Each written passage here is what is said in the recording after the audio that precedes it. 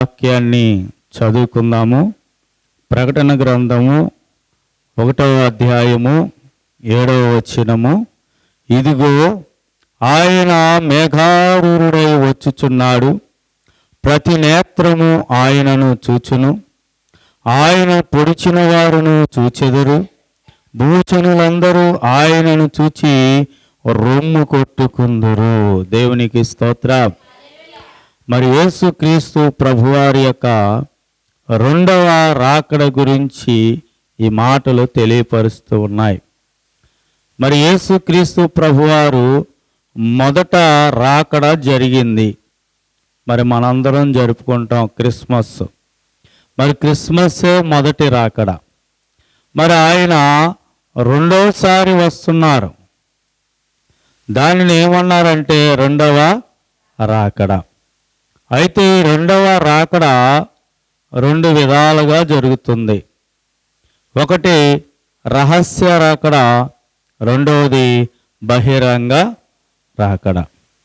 ఇప్పుడు చదివిన వాక్యములో మనం విన్న భాగము ఇది బహిరంగంగా కనపడేది కాదు, కానీ ఆయన మేఘారూఢుడై రావటము రహస్య రాకడ. ఆయన మేఘారూఢుడిగా రావటము రహస్య రాకడ. మొదటిసారి ఎలా వచ్చారు యేసు ప్రభువారు అంటే దీనుడుగా, రిక్తుడుగా, అలాగే తన్ను తాను తగ్గించుకొని మరి ఈ లోకములో సర్వమానవాళి పాప భారమును భరించడానికి, శిల్వయాగమును చేయటానికి ఆయన వచ్చారు. కనుక ఎవరు ఎన్ని అన్నా పడ్డారు, ఎన్ని తిట్టినా పడ్డారు, ఎన్ని కొట్టినా పడ్డారు. అది మొదటి రాకడలో జరిగింది. మరి రెండోసారి ఎందుకు వస్తున్నారు యేసుక్రీస్తు ప్రభువారు, లేదా రెండోసారి ఎలా వస్తున్నారు అని మనం చూసినట్లయితే మరి ఒక మాటను చదువుదాం. మత్తయి సువార్త 24వ అధ్యాయము 30వ వచనము. మత్తయి సువార్త 24వ అధ్యాయము 30వ వచనము. అప్పుడు మనుష్య కుమారుని సూచన ఆకాశమందు కనబడును. ప్రభు కనబడరు, కానీ ప్రభు వచ్చిన సూచన కనబడిద్దంట ఆకాశంలో. ఏం కనబడిద్ది? ఇది రహస్య రాకడ. అప్పుడు మనుష్య కుమారుడు ప్రభావముతోనూ మహామహిమతోనూ ఆకాశ మేఘరూఢుడై వచ్చుట చూచి భూమి మీద ఉన్న సకల గోత్రముల వారు రొమ్ము కొట్టుకుందురు. దేవుని స్తోత్రం. మరి రెండోసారి ఆయన ఎలాగ వస్తున్నాడు అంటే రహస్యంగా వస్తున్నాడు. ఆయన వచ్చే సూచన మాత్రమే ప్రజలకు కనబడుద్ది. మరి ప్రజలందరూ చూసి రొమ్ము కొట్టుకుంటున్నారు అని రాశాడు. అంటే ఎలా రొమ్ము కొట్టుకుంటున్నారు అంటే మరి మనం ముందుగానే దేవుని వాక్యములో విన్నాం.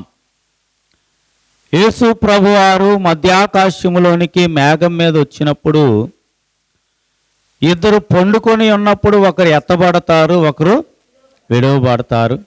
ఇద్దరు పని చేస్తూ ఉన్నారు పొలంలో, ఒకరు ఎత్తబడతారు, ఒకరు విడవబడ్డారని.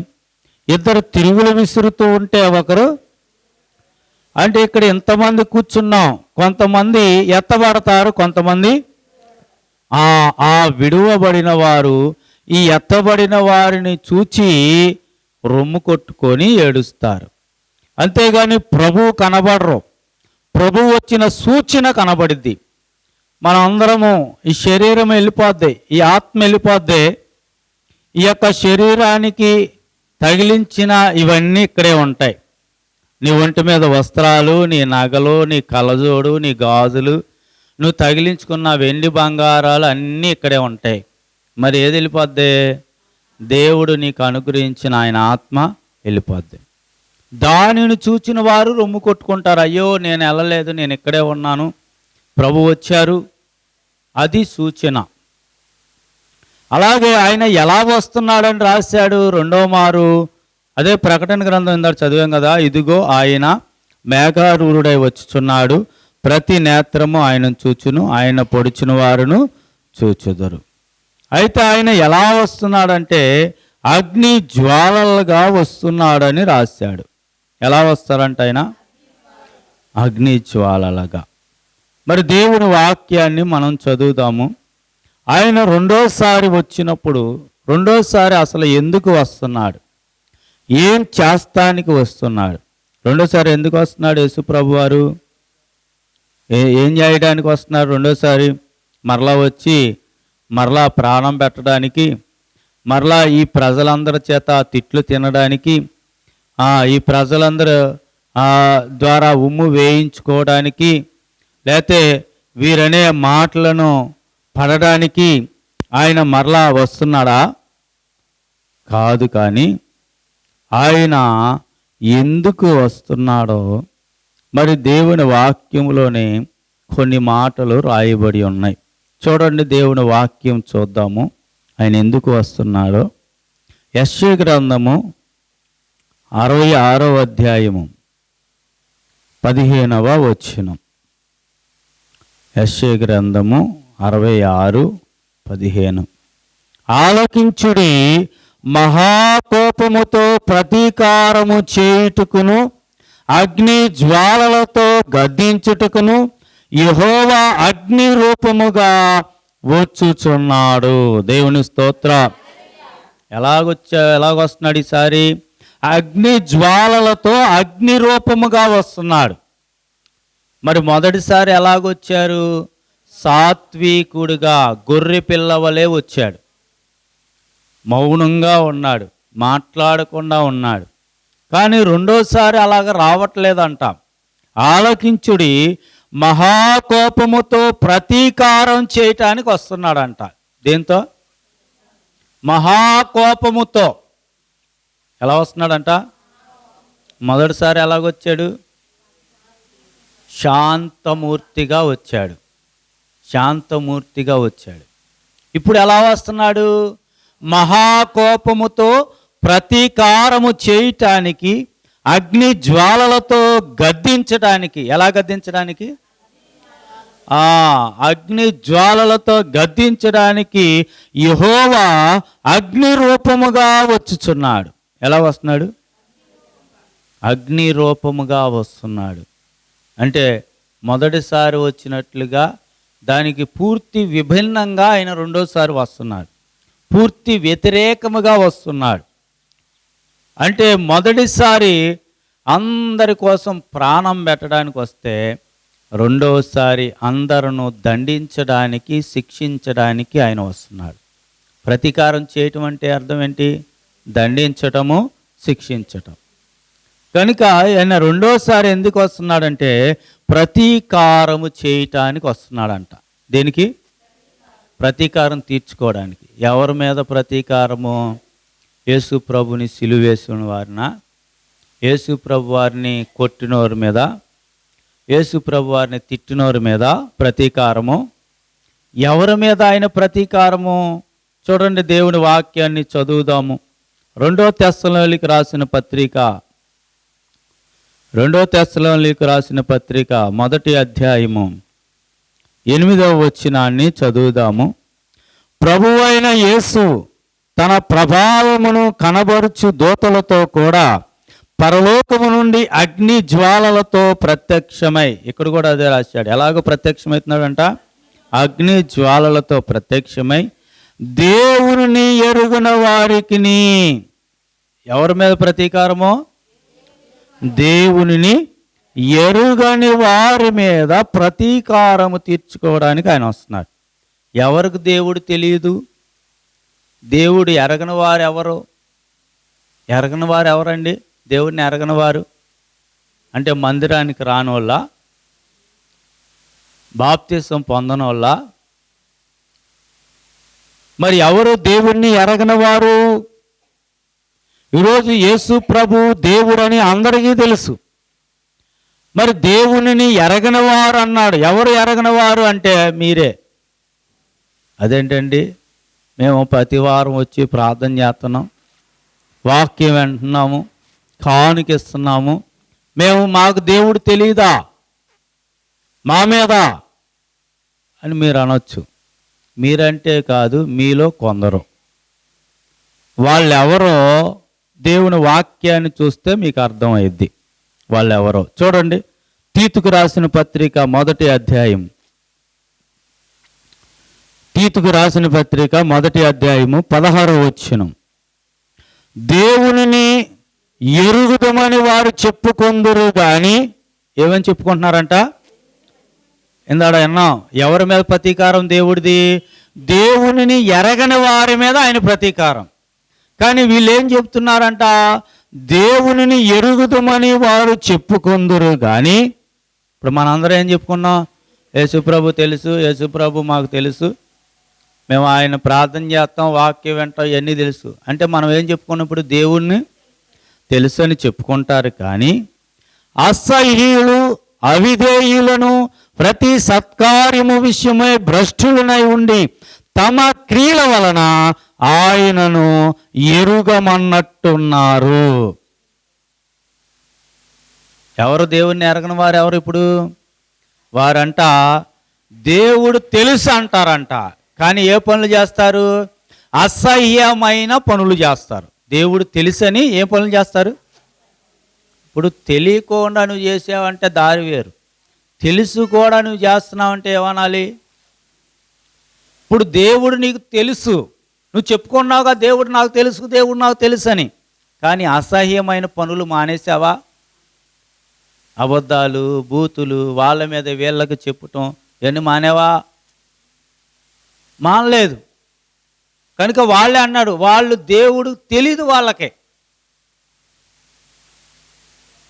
నీవు దేవుడు తెలుసు అని చెప్పుకుంటున్నావు, దేవుడు ఏం చెప్తున్నాడు నీ గురించి? నీకు దేవుడు తెలీదు అంటున్నాడు. వాళ్ళ మీద ప్రతీకారం ఆయనకి. అసహ్యమైన కార్యాలు చేస్తారంట, అవిధేయులు అంట వారు.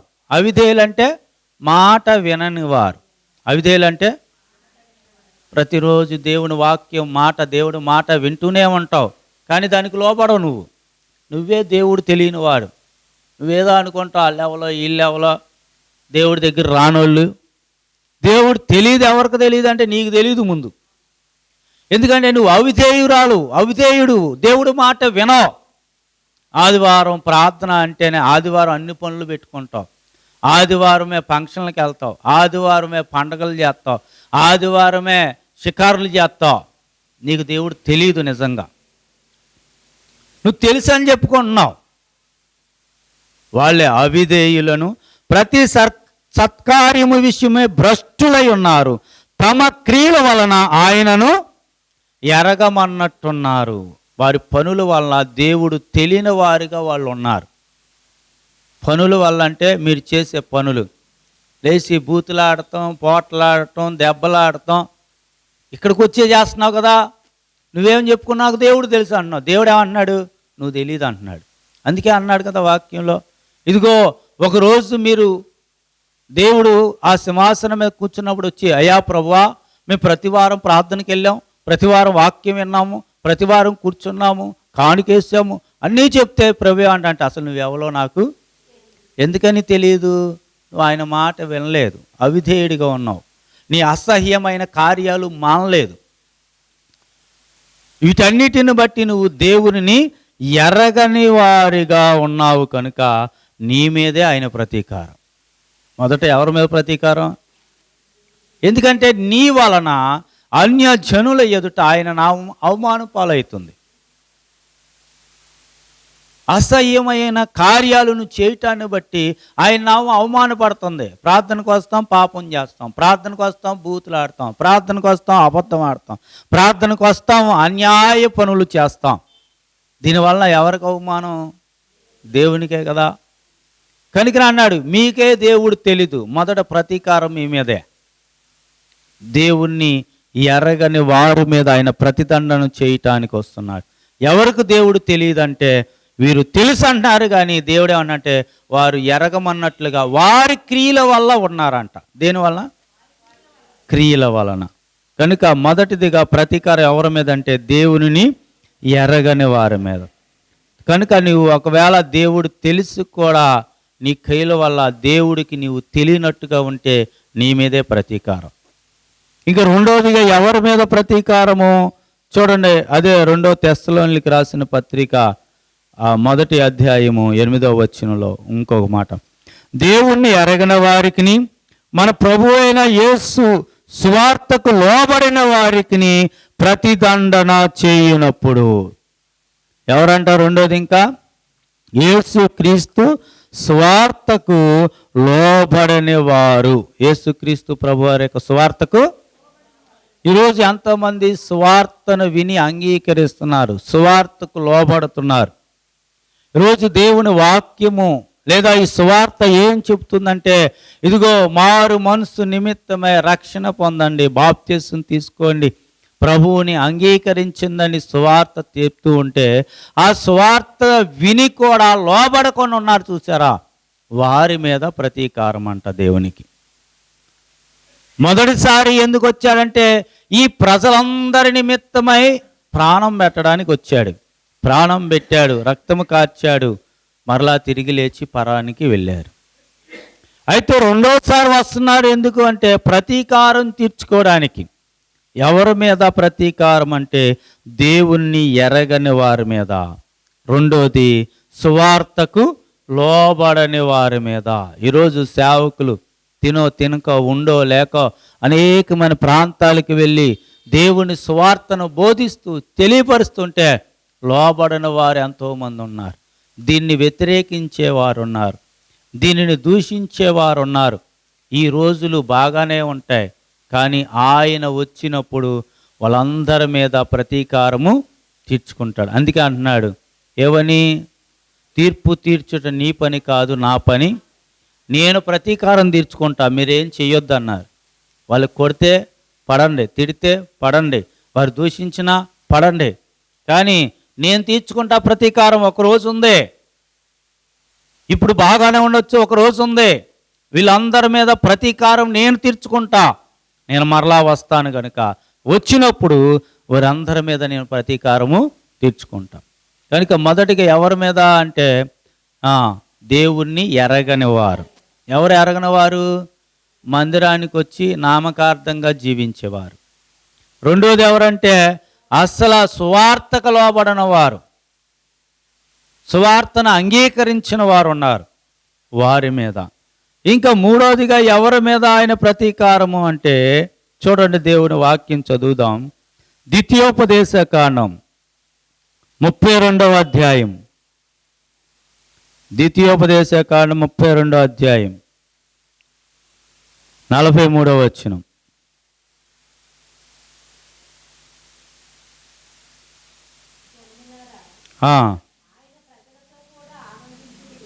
ఆయన ప్రజలతో కూడా ఆనందించుడి, హతులైన తన సేవకులను బట్టి ఆయన ప్రతిదండన చేయును.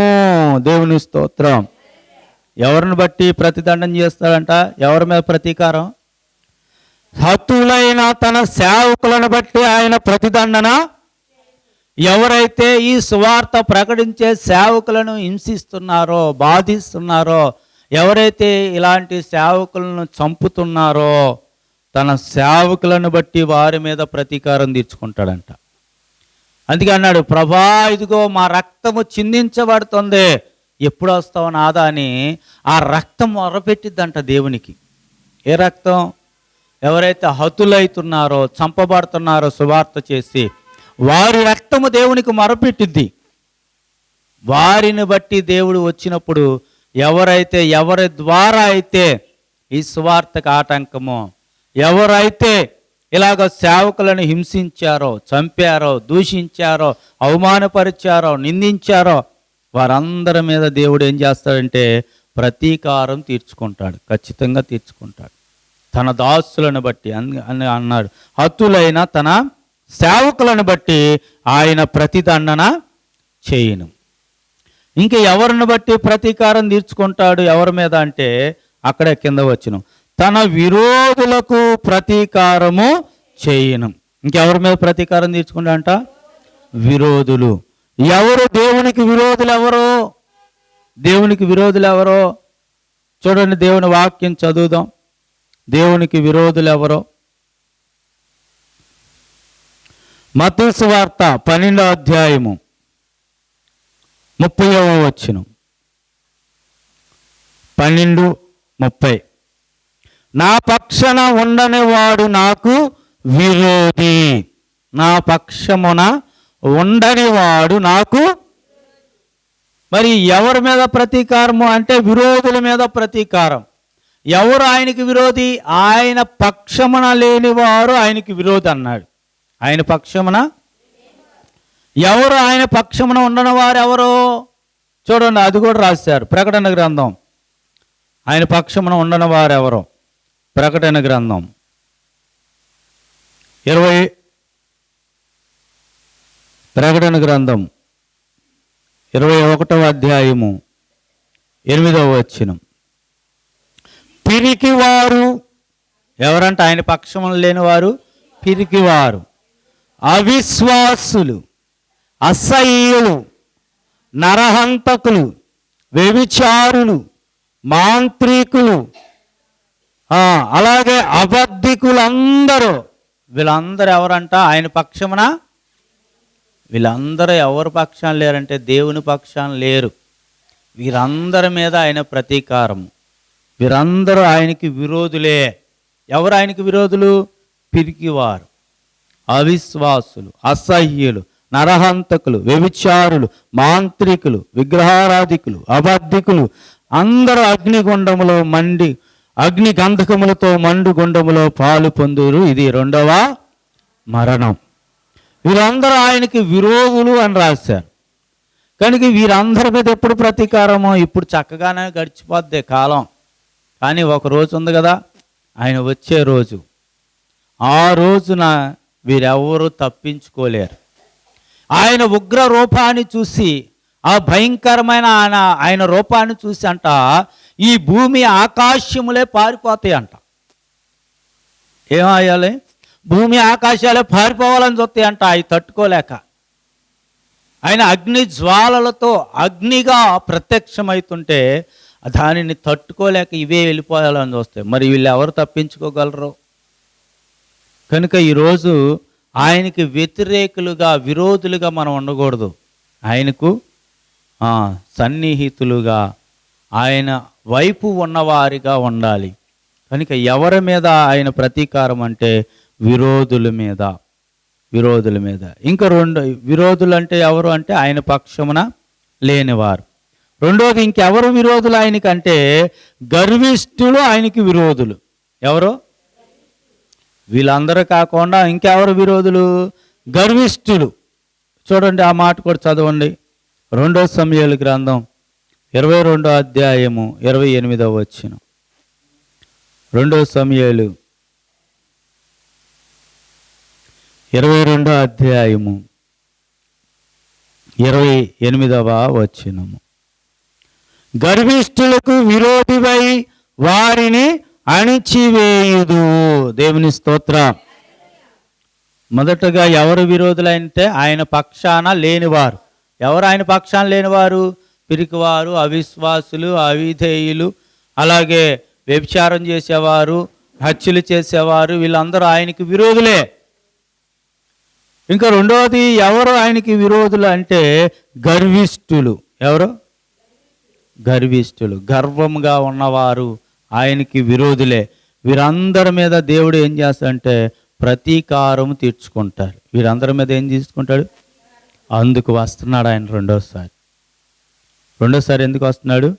ప్రతీకారము తీర్చుకోవటానికి వస్తున్నాడు. ఎవరి మీద ప్రతీకారం అంటే దేవునిని ఎరగని వారి మీద. రెండోది యేసుక్రీస్తు సువార్తకు లోబడిన వారి మీద. మూడోది విరోధుల మీద ప్రతీకారము. ఎవరు విరోధులో చదివాము. అలాగే గర్విష్ఠులు కూడా ఆయనకి విరోధులే. వీరందరి మీద ఆయన ప్రతీకారం తీర్చుకోవడానికి రెండోసారి వస్తున్నాడు. ఇంకా రెండోదిగా ఎందుకు వస్తున్నాడు ఆయన రెండోసారి అంటే ప్రకటన గ్రంథము 22వ అధ్యాయం. మనం ఇప్పటి వరకు చూసింది ఒక మాటలోనే చూసాం. ప్రతీకారం చేయటానికి వస్తున్నాడు. దాంట్లో 3 విషయాలు. ఎవరి మీద ప్రతీకారము? దేవునిని ఎరగని వారు, సువార్తకు లోబడిన వారు, ఆయనకి విరోధముగా ఉన్నవారు. ఆయనకి విరోధముగా ఉన్నవారి మీద ఆయన ప్రతీకారం తీర్చుకోవడానికి వస్తున్నాడు. ఇంక రెండోది ఎందుకు వస్తున్నాడు అంటే ప్రకటన గ్రంథం 22వ అధ్యాయము 12వ వచనం. ఇదిగో త్వరగా వచ్చుచున్నాను, వాని క్రియ చొప్పున ప్రతి వానికిచ్చుటకు నేను సిద్ధపరిచిన జీతము నా యొద్ద ఉన్నది. దేవుని స్తోత్ర. మొదటిది ప్రతీకారం చేయటానికైతే, రెండోది ఎందుకు వస్తున్నాడంటే జీతం ఇవ్వడానికి వస్తున్నాడంట. దేనికి? ఎవరికి జీతము? ఎవరైతే నమ్మకంగా పనిచేశారో, ఎవరైతే నమ్మకంగా దేవుని యొద్ద ఉన్నారో వారందరికీ దేవుడు జీతం ఇవ్వడానికి వస్తున్నాడు. ఈరోజు ఎవరిస్తారు జీతము అంటే దేవుడే. అందుకే వాక్యము రాయబడి ఉంది కదా, 1 తిమోతి 5:18 పనివాడు జీతమునకు పాత్రుడు. పనివాడు జీతమునకు పాత్రుడు. ఎవరైతే దేవుని పని చేస్తున్నాడో ఆ చేసిన ప్రతి పనికి జీతం ఎవరిస్తారు? దేవుడు ఇస్తాడు. ఇక్కడ నువ్వు ఊడ్చిన దానికి జీతం దేవుడే ఇస్తాడంట. నువ్వు కుర్చీలు వేసిన దానికి జీతం ఆయనే. అలాగే మేము సువార్త బోధిస్తున్నాం, చేసేవారికి జీతం ఆయనే. ఎవరు ఏ పని చేస్తే ఆ పనికి జీతము ఎవరిస్తాడంటే దేవుడు ఇస్తాడు. కనుక ఆ జీతం ఇవ్వడానికి వస్తున్నాడంట ఆయన. ఇదిగో నేను సిద్ధపరిచిన జీతము నా యొద్ద ఉన్నది, అది ఇవ్వడానికి నేను వస్తున్నాను అంటున్నారు. దేవునికి స్తోత్రం. హల్లెలూయా. ఈరోజు మరి దైవ సేవలకు ఏది జీతము? ఎలా బ్రతకాలి? దేవుని సువార్త మీదే బ్రతకాలని దేవుని వాక్యం రాయబడింది. ఒక మాట చదవండి, 1 తిమోతి 5:18 ఒకసారి చదవండి. 5:18 ఇందుకు నూర్చెడు ఎద్దు మూతికి చిక్కము వేయవద్దని లేఖనము చెప్పుచున్నది, మరియు పనివాడు జీతమునకు పాత్రుడు. నూర్చెడు ఎద్దు మూతికి ఏం పెట్టకూడదంట? నూర్చెడు అంటే తొక్కేది, కళ్ళాన్ని తొక్కే ఎద్దు మూతికి ఏం పెట్టకూడదు. ఈరోజు కొంతమంది అడ్డులు పెట్టేవాళ్ళు ఉంటారు. ఇవ్వద్దు, దైవజనులకు ఇవ్వద్దు, ఆపేయండి. అది నూర్చుడు ఎద్దు మూతికి చిక్కం పెట్టినట్లు. ఒకవేళ ఈరోజు నువ్వు ఆపొచ్చు, ఆపిన దానికి ప్రతిఫలము దేవుడు చూపిస్తాడు. ఇచ్చిన దానికి ఉంది ఫలము, ఇలాగ అడ్డు పెట్టిన దానికి కూడా ఉంది. అందుకే అన్నాడుగా, వాని క్రియల చొప్పున అన్నాడు. ఏమన్నాడు? వాళ్ళు చేసిన పనుల చొప్పున వాళ్ళకి జీతం. నువ్వు మంచి చేస్తే మంచి జీతం ఉంటుంది, చెడు చేస్తే చెడ్డ జీతం ఉంటుంది. జీతం అంటే డబ్బు కాదు, ఆయన ఇచ్చేవి. కనుక ప్రతివానికి జీతం ఉంది. అలాగే సువార్త చేసేవారికి జీతం ఉంది. చూడండి, ఇంకో మాట చదవండి. 1 కొరింథీ పత్రిక 9వ అధ్యాయము 14వ వచనం. 1 కొరింథీ పత్రిక 9వ అధ్యాయం 14వ వచనం. అలాగున సువార్త ప్రచురించువారు సువార్త వలన జీవింపవలనని ప్రభువు నియమించి ఉన్నాడు. దేవుని స్తోత్రం. సువార్త ప్రకటించేవారు దేని మీద బ్రతకాలంట? సువార్త వలనే జీవింపవలనని ప్రభువు. సువార్త చెప్పేవారు దేని మీద బ్రతకాలంటే ఆ సువార్త మీదే బ్రతకమంటున్నాడు దేవుడు. కాకపోతే చేసిన దాని అంతటికీ మరలా ప్రభు యొద్ద నుండి మనకి జీతం అనేది వస్తుంది. బ్రతకడం ఈ లోకంలో ఎలా బ్రతకాలి? ప్రభువా, నువ్వు జీతం ఇస్తావు రైటే, మరి ఈ లోకంలో మేము ఎలా బ్రతకాలి? ఇప్పుడు మీరంటే ఏదో పని చేసుకొని బ్రతకొచ్చు, మరి మేము ఎలా బ్రతకాలి అంటే ఈ సువార్త మీద వచ్చే దాని మీదే బ్రతకమన్నాడు. జీతం వేరు, కానీ బ్రతకడానికి కావాలి కదా మరి ఈ లోకంలో, అంటే సువార్త మీదే బ్రతకమంటున్నాడు. సువార్త చేసేవాడు వేరొక పని చేయకూడదు, ఆ సువార్త మీదే వచ్చిన దాని మీదే బ్రతకాలి. ఇక్కడ ఎన్ని కష్టాలు పడినా, ఎన్ని ఇబ్బందులు పడినా, ఎన్ని శ్రమలు పడినా అన్నీ దేవుడు చూస్తాడు. అన్నిటికీ లెక్క కట్టి జీతం ఇస్తాడు. అన్నిటికీ ప్రతిదానికి లెక్క ఉంది దేవుని దగ్గర. లెక్క లేకుండా ఏదీ లేదు, అన్నిటికీ ఉంది. అది మంచిదైనా చెడైనా అన్నిటికీ దేవుడి దగ్గర లెక్క ఉంది, అన్నిటికీ దేవుని దగ్గర జీతం ఉంది.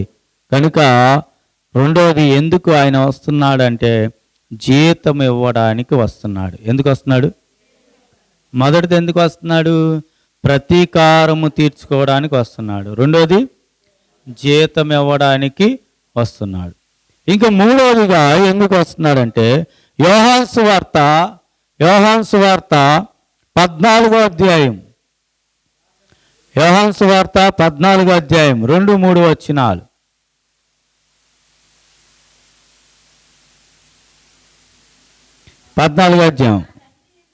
నా తండ్రి ఇంట అనేక నివాసములు కలవు, లేని ఎడల మీతో చెప్పుదును, మీకు స్థలము సిద్ధపరచ వెలుచున్నాను.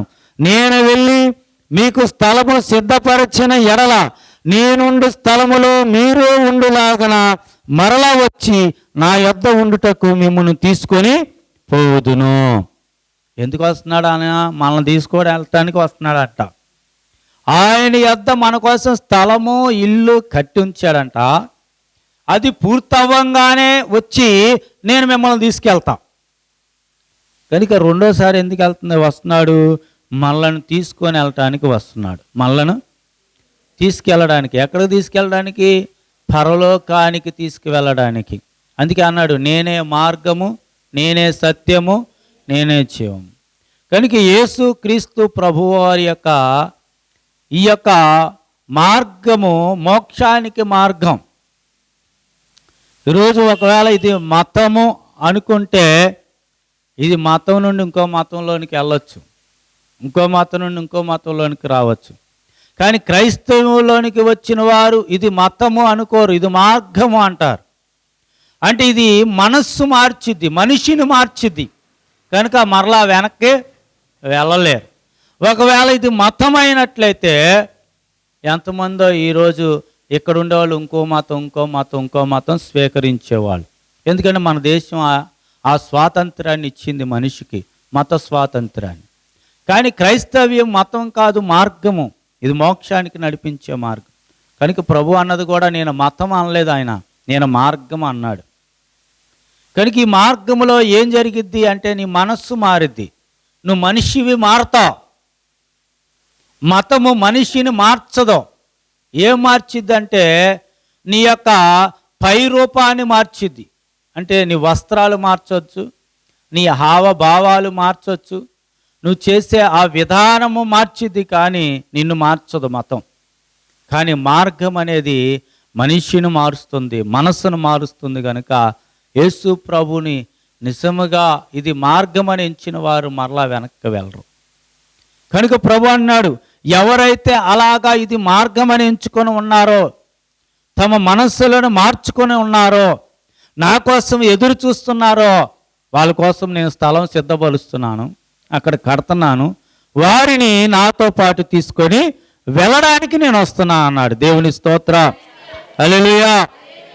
కనుక మన మనస్సులు మార్చబడాలి. దేవుని పరలోక రాజ్యానికి వెళ్ళాలంటే మన బట్టలు మారిస్తే కాదు, లేకపోతే ఇంకోటి మారిస్తే కాదు, మనస్సు మారాలి. మనస్సులు మార్చబడితే మనం కూడా ఆయన ఉండి స్థలములోనికి, ఆ పరలోకంలోనికి వెళ్తాం. అలాగే అక్కడికి వెళ్ళాలి అంటే నువ్వు చేయవలసినవి కూడా చాలా పనులను పరిశుద్ధ గ్రంథంలో ప్రతిరోజు మేము బోధిస్తూనే ఉన్నాం. ఈ బోధ అంతా ఎందుకోసమో నిన్నేదో చెయ్యాలని కాదు, నీ మనస్సు మార్చి నిన్ను మనిషిగా చేసి పరలోకానికి పంపించాలి. అదే ఈ బోధ అంతా. నిన్ను మార్చి, నీ మనస్సును మార్చి ఎక్కడికి పంపించాలి? పరలోకానికి. అందుకే ఈ బోధలన్నీ. అంతేగాని నువ్వు అక్కడ ఉన్నావు ఒకటే, నువ్వు మనిషి మారకుండా ఇక్కడ ఉన్నావు ఒకటే. నువ్వు ఇంకో మతంలో ఉన్నావు, ఇంకో మతంలో ఉన్నా, లేదా క్రైస్తవంలోనికి వచ్చినా నీ మనస్సు మారిపోతే, నువ్వు మారిపోతే ఎక్కడున్నావు ఒకటే. దానివల్ల దేవునికి ఉపయోగం ఏం లేదు. ఏదో ఒక జనాభా లెక్కలాగా నువ్వు కూడా ఒక చర్చిలో ఒక మెంబర్గా ఒక లెక్కలో ఉన్నట్టు, అంతేగాని దానివల్ల నువ్వేం పరలోకం వెళ్ళిపోవు. నీ మనస్సు మారాలి. ఎవడు మనసు అయితే మారిద్దో ఆ మనస్సును దేవుడు అంగీకరించి పరలోకానికి చేర్చుకుంటాడు. దేవునికి స్తోత్రం. కనుక దేవుడు ఎందుకు రెండోసారి వస్తుందంటే, మొదటిది ప్రతీకారము తీర్చుకోవడానికి. ఆ ప్రతీకారములో మనం ఉండకూడదు, మనం తట్టుకోలేం. కనుక ఆ ప్రతీకారం ఎప్పుడు? 7 ఏండ్లు మహాశ్రమలు భూమి మీద, అది ఆయన తీర్చుకునే ప్రతీకార సమయం. ఆ 7 ఏండ్లు పరలోకములో ఈ యొక్క ప్రభువుతో పాటు ఎత్తబడిన వారికి 7 ఏండ్లు అక్కడ పెండ్లి విందు. కనుక ఇక్కడ విడువబడిన వారికి, ఎవరైతే ప్రతీకారం తీర్చుకుంటా అంటే దేవుణ్ణి ఎరగనవారు, అంటే నామకార్థంగా వచ్చి కూర్చొని వెళ్తున్నారు చూసా, వాళ్ళు దేవుని ఎరగనవారు. ఆదివారం పూట దేవుడు మందిరాన్ని విడిచిపెట్టి వాళ్ళ పనులు వాళ్ళు చేసుకుంటారు చూసా, వాళ్ళు దేవుణ్ణి ఎరగనవారే. వాక్యమే చెప్తుంది.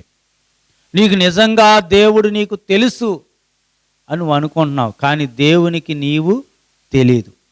దేవునికి నీవు తెలీదు. విశ్రాంతి దినమున ఆదివారం పని చేయమని రాశాడా ఎక్కడన్నా? ఒక్క పని కూడా చేయొద్దు, నీ పనివారితో కూడా పని చేయించొద్దు అన్నాడు.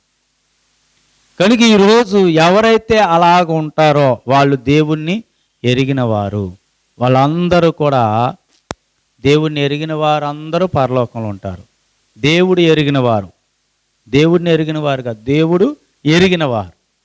ఇంక రెండోది ఎవరు అంటే, ఎవరు ఈ జీతం ఇవ్వడానికి వస్తున్నాడు. మూడోది మనలందరినీ పరలోకానికి తీసుకెళ్ళటానికి ఆయనే మార్గం అన్నాడు కనుక ఆ దారి చూపించి మనల్ని తీసుకెళ్ళటానికి ఆయన మరలా వస్తున్నాడు.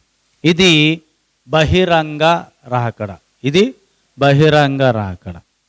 ఇంకోటి ఇది రహస్య రాకడ. ఇది రహస్య రాకడ. రెండోది మరి